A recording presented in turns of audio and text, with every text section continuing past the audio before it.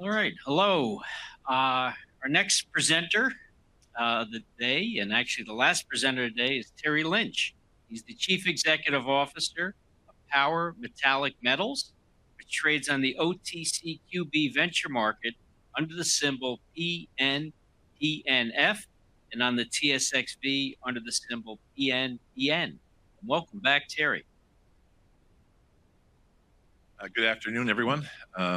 Standing between you and free drinks. This is very uncomfortable. All right, we'll quickly fire through this presentation. Tell you why Power Nickel was the top performing mining stock in Canada last year and why we think 2025 will be even better. We're not going to tell you anything we don't believe is true, but as always with investment, it's always good to do your own homework.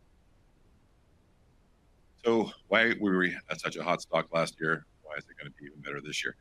Big thing is the amazing discovery we made. Started off as a nickel project, nice nickel sulfide that we were growing, quite happily. Stepped out what we thought was going to be another nickel expansion zone, and voila, we hit the mother lode. We hit this crazy polymetallic structure, super high grade, and we're going to walk you through that. That's what sort of transformed the company. Luckily for us, we were able to do it in the province of Quebec, arguably the best critical mineral jurisdiction in the world. We'll walk you through why that's the case. These discoveries and the fact that we're in Quebec has enabled us to get fully funded. We raised $50 million just a couple of months ago, late February, and we got some pretty esteemed investors at that for the second and third time from many of them, Robert Friedland, Rob McEwen, some of the major mining firms in Australia, Europe, and the United States. One of the reasons why we're able to attract that type of capital was that we have tremendous thought leadership in the geologic space. So Steve Beresford is he's on our board. Probably considered the top polymetallic mine in the world. If he's not, he's in that conversation. He was formerly chief geo at First Quantum, MMG, and IGO, three successive multi-billion-dollar polymetallic companies. And now that we're funded, we're ramping up. So their guys are up at site right now. They're gearing up. The first 2 rigs will roll this weekend, and then we'll ultimately scale 6 rigs over the summer months. Brief overview on the company, snapshot in terms of shares outstanding and stuff. About 220 million, 270 fully diluted. The one significant thing you would take away from this slide is that about half of the equity is owned by top 8 holders. And all those folks wrote significant checks in the last 2 years. Myself and our family have been the lead investor. Friedland now has overtaken us in the last little bit, but we've personally invested $4.5 million in the last 2 years. All the people wrote big checks, so it's always encouraging when the people that know the deal best are continuing to write checks. I think it's a great time for folks to be looking at commodities in general. This is a great slide. That's the ratio of the Dow to the commodities.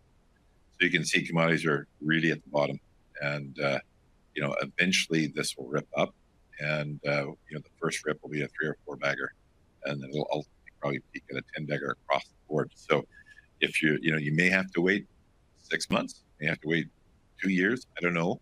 I'm not Nostradamus, but my sense is that we're closer to the start of that turn than the end. So it's a great time to be looking for the stocks you like. Let's get into the nitty gritty on the project itself. So we started out, as I said, on the bottom left-hand corner with the nickel deposit. We call it NISC Main, and it started off 3.1 million tons, 1.5% nickel equivalent. Grew it to 7.1 or so, and probably there's 8.5 there now or thereabouts. And then looking for more nickel, as life would have it, the average hole at NISC around 400 meters, and some of them went a little bit longer, so we were left with a 200-meter in our drill budget. And the way we were financing at that time was I would put up $500,000, my friends would put up $500,000, and we'd get 2 for 1 in Quebec, so we'd get $2 million in, and we'd move the thing along. So our team said, "Hey Terry, do you want to put more money into doing one more hole at NISC, a 400-meter hole?" And I said, "Well, yeah, I'll put more money in, but I don't want to do it directly because it's only $1 per dollar. If I do it through the market, it's 4 to 1, and of course we need more money. We're junior miners." So I said, what do we have for 200 meters? And they said, well, look, up in the northeast corner, the top right, we have a very similar looking project, ultramafic at surface. This is where our rock type is. And it was an EM anomaly, so it looked very prospective like it. And often these nickel deposits run in what they call little pearls. And so we thought, okay, let's drill that. We'll get a nice another nickel deposit up there, we thought. And voila, we got lucky. I mean, that's, we had no idea this thing was there. Anybody that tells you that they knew this was going to be there, full on not telling the truth. This is, thank you, God. It's better to be lucky and good in this business. We got a massive good fortune there. So there you have it. There's a top 5 holes spread across 21 meters with 8%. That's with like the low PGE prices we're using as platinum palladium get back to normal. This is like, really, really high grade. So that transformed our understanding of what we had. So we went from being a simple nickel sulfide, which was like 60% nickel, 30% copper, 10% PGEs, to being what's known as an orthomagmatic deposit. So it's high-grade nickel, copper, PGEs, and you can call it noble metals with silver in it as well. So this triangle that you see on the screen is a creation of Steve Beresford, and he basically looked at all the orthomagmatic deposits in the history of the world and sort of shaped them, and they're either in more nickel-y, more coppery, more PGE, and sort of plotted them out. And you can see in the middle there, Oktyabrsky, that's basically the rich part of Norilsk. So orthomagmatic mines are literally the world's most profitable mines. This would be if your fairy godmother could give you one wish, and you could wish to find a mine, it would be an orthomagmatic mine because they're the most profitable and they're the biggest. So Norilsk is the only mine in the history of the world that's got $1 trillion worth of metal in the ground. Oktyabrsky is a square kilometer that contains over $1 trillion worth of metal. Think about that, mind blowing. So we have similar grades to that, in fact, better, but ours are over 20 meters, so we need to stretch over a few more kilometers, we think. But it's very rich, and all these deposits, they're either major or super major. So major is 1 million tons of contained metal. Super major is more than 10. So we're in great company. The other takeaway that we'd take on this is that if these ore bodies, best way to perceive them visually is think of your hand, and the palm of your hand is the nickel sulfide. And what happens to these ore bodies is they don't really know exactly, but historically some hydrothermal action happens, takes from the nickel sulfide, the copper sulfides to the surface. They precipitate in these narrow chutes trapped between some sort of faults and creates very high concentrations. And the average project here is if for every 1 ton of copper sulfide, you'll have 5 tons of nickel sulfide. Ranges between 2 to 7. Right now at NISC, we have about 1.5 tons of copper for every ton of nickel. It's probably going to go to 2, which means we're obviously finding more copper, which is great. But it ultimately probably means we're going to find a boatload more nickel. And this is sort of the asymmetric upside that really is what enabled people to write the check for $50 million. They saw this potential upside. So the winter drilling is continuing to impress. We've continued to grow the zone. Right now, our width is about 550 meters. The depth is about 600 meters. Typically, in the Abitibi, for these types of discoveries, the width would be X. The depth could go as much as 10X. So this can go a lot deeper. Now, we're not going to drill 3 kilometers deep, but we'll probably drill to 1 kilometer and show it still exists, and we'll anticipate that it'll go forward. You see off on the left-hand side that plate, that's basically from what we call a borehole EM. I heard the last presenter talking about using that technology. It's really great technology for identifying sulfides. And it basically turns your 6-inch diameter drill bit into 150 meters. It gives you great visibility in terms of your sulfide plates out there. You got the XY axis, you don't have the Z, so sometimes it takes you a couple of holes to actually find it. But we've used it to great effect, and we've been very fortunate. There's no false positives. Sometimes that can happen in these deposits. We have chrome or graphite, but we don't have that there at the moment. So it's been a highly effective way for us to grow our discovery. So what are we doing this summer? Well, we're just gearing up right now for a massive, I think it will end up somewhere between 25 and 30,000 meters that we'll drill between now and the end of September. And what you see on the screen on left, you see the shaded area, that's the Lion. So probably about 40 to 60% of the drilling will be in the Lion and east of Lion. Then we'll be doing a series of holes, twin holes of 300 meters apiece, stretching from Lion all the way down to NIST. Our theory is that these ore bodies are connected. So ultimately, the strike length could be 5.5, 6 kilometers. We'll see that over the summer. We'll start to pace that out. And then we'll do some exploration around NIST. And of course, we'll be opportunistic as we sort of make discoveries and discover the next Lion zone. We'll pepper it. So in terms of what's to come from our current winter drill program, we actually had hoped to get assays out this week, but the labs were jammed, I guess.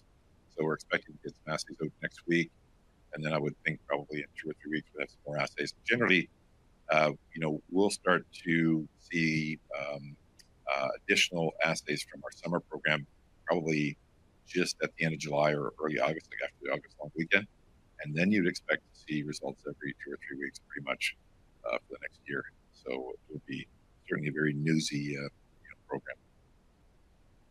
People say, "Hey, did I miss it? Did I miss Power Metallic? It's gone up so much, and maybe I should do something else." And I say, "Yeah, you missed the first dollar, but you haven't missed the next 10." People forget when you make a world-class discovery, 30, 50, 100 baggers is what you would expect. There's some samples on the screen there. I think that's the way to look at this, is that this is going to be big. And a nice pullback here. We just raised, all that money at $1.45. Basically, we actually, as a company, received $2.50 a share, but through the dynamics of the Quebec financing miracle, we were able to get investors in it for $1.45. And through our friends at Health Partners here, we were able to get $2.50 in the company. So that was a very big deal for us. It was a great tool to not have dilution. When we were out, on the, identifying to people, where we were at in January, this was sort of, these next 2 slides were sort of, I think, locked it in for people. To show people where we're at in terms of the polymetallic matrix on listed companies in Canada. We're right at the bottom. And you can see as we move forward to the next slide, relatively speaking, in terms of metal in the ground, Foran is the big one. Not expect that we'd probably be close to Foran metal in the ground by the end of September. And we're like 1/8 of the market cap. Now, they're great. I'm not downgrading Foran. It's a great company. They've done a great job with their deposit.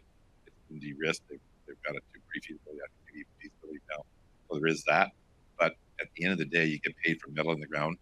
And our value per ground of rock be more like Adriatic, so north of $500. So trade really pays. So we think there'll be a re-rating of our stock. We think that's why we got the investment. And then in addition to re-rating, we think we're going to massively grow the resource. And so that'll also grow the value. So that's why we got the money. And the money that came in is about as smart as it gets in mining. So we got Robert Freeland and Rob McEwen, Gina Reinhardt. We've got 15 billionaires in the deal. On them all through individual meetings, one-on-one. And they start in little, and then they eventually add more to execute. And now we've got a number of pretty significant mining funds. And I spent the last, after we did the financing, we got obviously lucky. A week later, the sheriff shenanigans started. I think it would have been an entirely different story. Sometimes you just got to be lucky. So, we stopped marketing for about 2 months because what was the point? People were just preoccupied with the tariffs. And so that led to a bit of a calm down in the market. And so now we're out the last week or 10 days. We've been out, educating people as to our investment opportunity, and we're hoping to continue to do that. We talked about Quebec. There's 3 great reasons to love Quebec. Generally speaking, it's got phenomenal infrastructure. So in mining, if you don't have the infrastructure, you got to build it. That's expensive. It comes at every profit. So in our case, we're driving off Route North right to the site, right to the rig. It's also got hydro lines on the site. We're across the road from a Hydro-Quebec substation, so we got power and roads. We're 8 kilometers outside the town of Nemaska. Nemaska is got a regional airport, has accommodation food for our team. It's also the home of the James Bay Cree, so we're very fortunate to have them as our First Nations partner. They're probably the most sophisticated First Nation in the country. They're also probably the richest because they've been working with Hydro-Quebec for years, and they've been able to, Quebec's done a great job of partnering with the First Nations and educating them, on how to use the revenue that's going to be generated to improve the life of the First Nations. So they're very sophisticated people and great to work with. And then, of course, the third reason to like Quebec is the financing incentive. So we gave you an example of how we were able to, with Follow South there, raise $50 million by selling stock really at $1.45, but we ended up getting $2.50. So that's a great trade for our shareholders, our existing shareholders. It's also great for the new guys because they put $1.45, but they got $2.50. So that really helps to de-risk the investment. So that's great on the exploration side. On the development side, a similar set of circumstances. So you get tax credits. So if this project costs the first phase $400 million to build, $200 million of it would come from the federal government. So that's a tremendous incentive, a great reason to be, wanting to be successful. We talked a bit about Steve Beresford. He was also Western Mining trained. So Western Mining is one of the iconic mining firms in our mining history, like Inco, and basically Joe Campbell also came from Western Mining. So when Steve came as a consultant first, went up to the site, he said, Terry, this is the first time I've ever come to a junior mining company that actually had things right. They actually had the data put out the right way. Everything was done perfectly. And it was because they both came from Western Mining. So they have a very specific approach. And so that was great. So Joe and Adam run a company called GeoVector. So there's maybe 2 or 3 really big geological consulting firms in the country. This is one of them. So we've hired them. We're probably, 70% of their business right now. And it's the best way for us to scale. If you're a small junior, you can staff up. The challenge with staffing is really hard to recruit people as a junior. And half your hires are mistakes just because all hires are mistakes. But when you're working with the consultants like this, you get their benefit. They're used to this. They're used to growing and contracting, and they've figured this out over the years. And there's this enormous geological talent. They've got just tremendous expertise.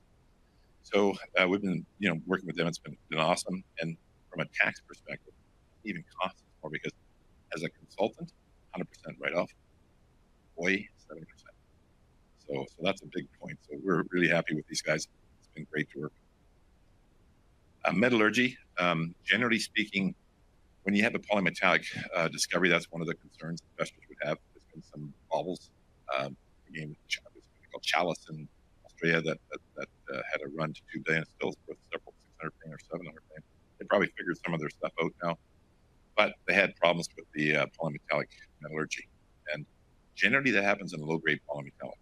It doesn't happen in the high grade. So we've got a super high grade. This is like pretty much in just with PGEs, like it's the second highest PGE discovery in the planet. So we're doing a lot of work on it right now. We believe the PGEs, the gold, silver, will report to the copper concentrate. So it's very much style-wise very similar to the Sudbury footwall deposits, where we had a high degree of recoveries. So we'd expect to get high degree of recoveries. Right now, we're running 80% as the number we're using for the CUEQ calculations.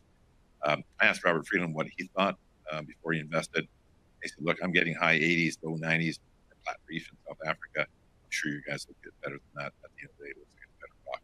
So we think we'll probably end up with something in that range, high 80s, low 90s. So that will be better than what we're sort of using right now. But we'll have a full study on this metallurgical report out. We hope by the end of H2, we'll sort of have some inputs along the way. We're not doing a 43-101 on the line zone right now. Generally speaking, in the industry, if you have a really fast-growing deposit like Kilo did or Great Bear, you put out the assays and all of the azimuths and such, and the data that people need to model it themselves, and let them model it themselves. And that's what we've been doing, and that's what we're continuing to do. We'll probably put out the updated or a brand new 43-101 towards the end of H2 next year. So this is what the land package looks like.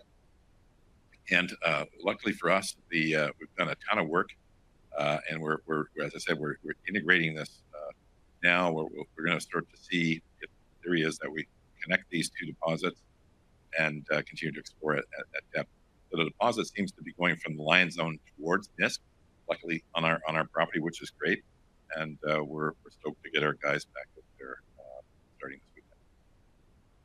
So these will be some of the reporting holes that'll be coming next week and the following week. You can see that golden hue in those rocks. That's beautiful. And when I first I remember when we got our first results came back, there was like some stuff was like 14 meters at 14%. And I'm like, this has got to be a mistake. And I texted, and I'm not wanting it to be a mistake, but I'm saying, hey, I think we better re-assay this because this is like this.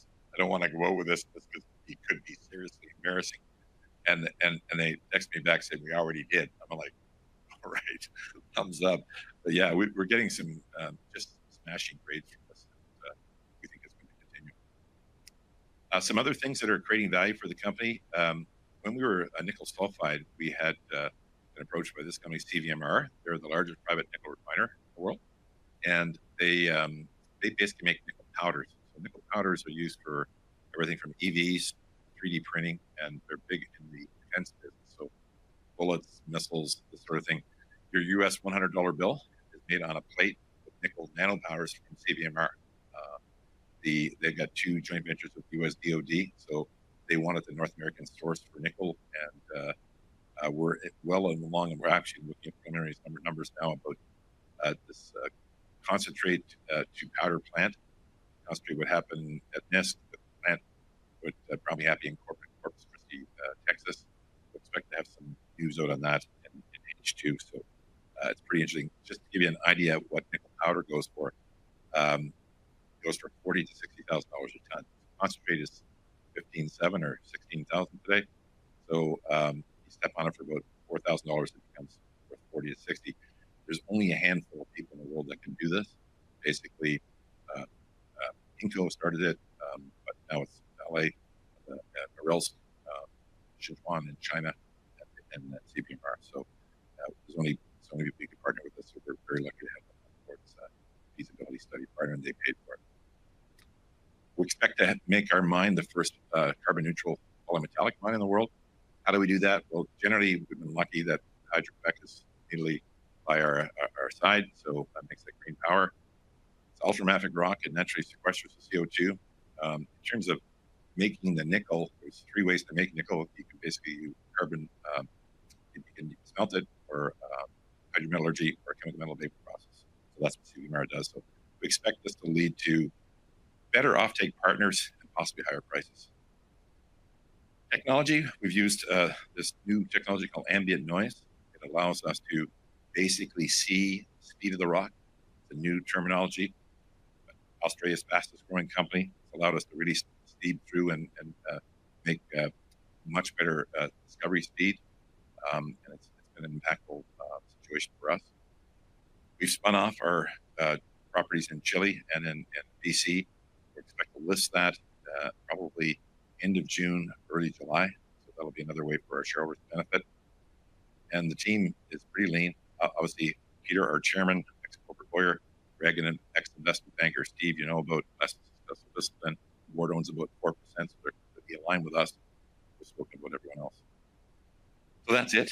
That's the end of the story for Power Metallic, but it's a great time to be looking at it. And, we look forward to talking to you soon.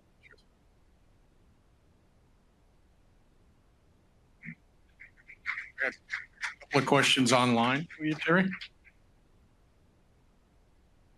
Terry, one investor is asking if you've had any majors making inquiries into your project.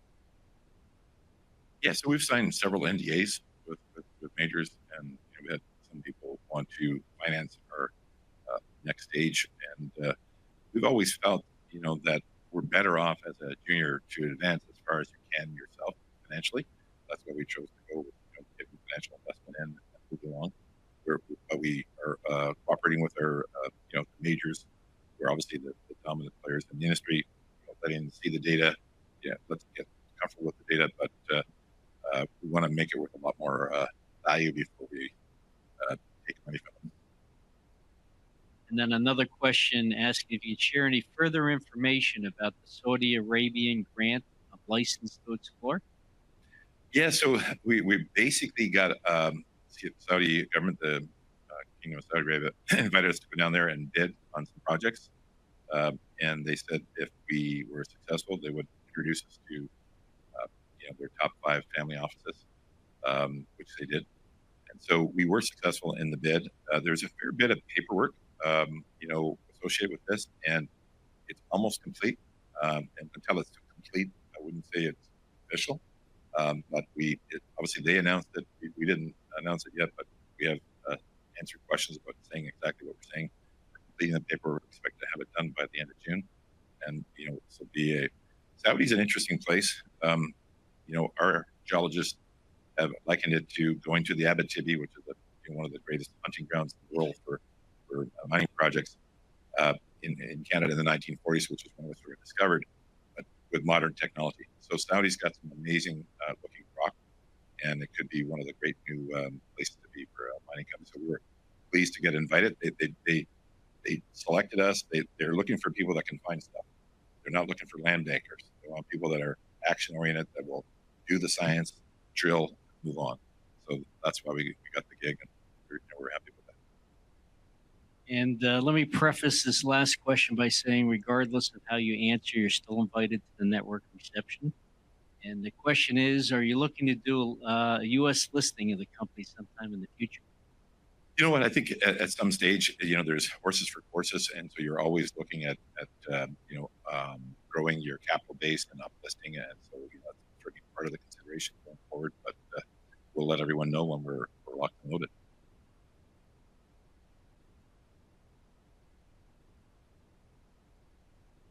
Just one question: the Canadian and the Chilean spinouts, is that going to be a special dividend for shareholders? So it was already spun out, and as of the I think February 4th or thereabouts, something in that date.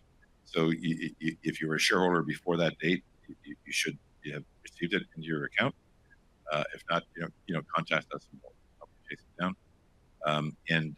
It was done as a plan of arrangement, so it was like return of capital from a tax perspective. So we'll now list it TSXV and I'm sure you see, and that should. We're in the process of doing it now. We're hoping to get it done before the end of June, but it could leak into July depending on. More questions for Terry?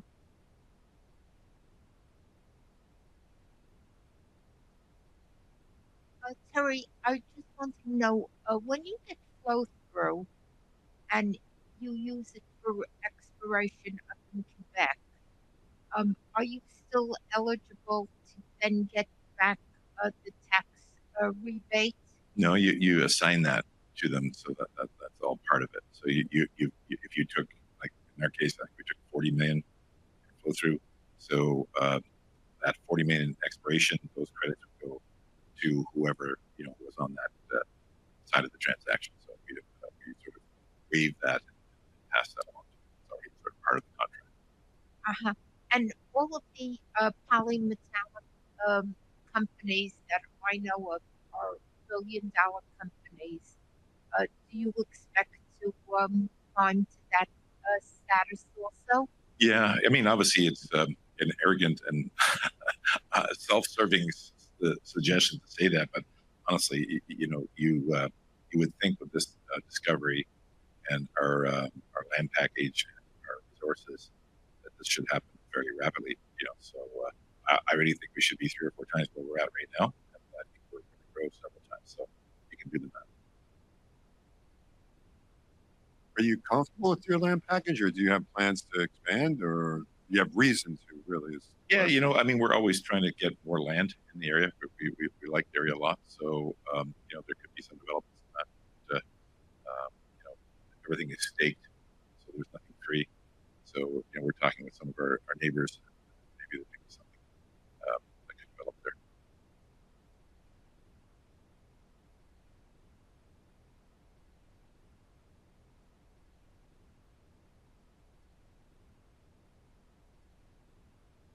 Sorry. Do you have any analysts covering you? And if not, are you expecting to, or even if you do, are you looking to add more? Yeah, so right now in the U.S. it's Roth and Singular, and then in Canada it's Red Cloud Fundamental, and in the UK it's Hanem Partners. We're expecting BMO to also cover us at some point. But we'll see. What's the average? Do you know the average price target they I think publish? Roughly? I don't know. I would say around 250 or so.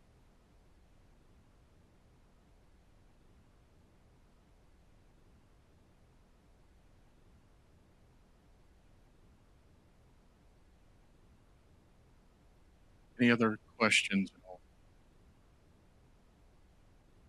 Thank you very much, Terry. Thank you.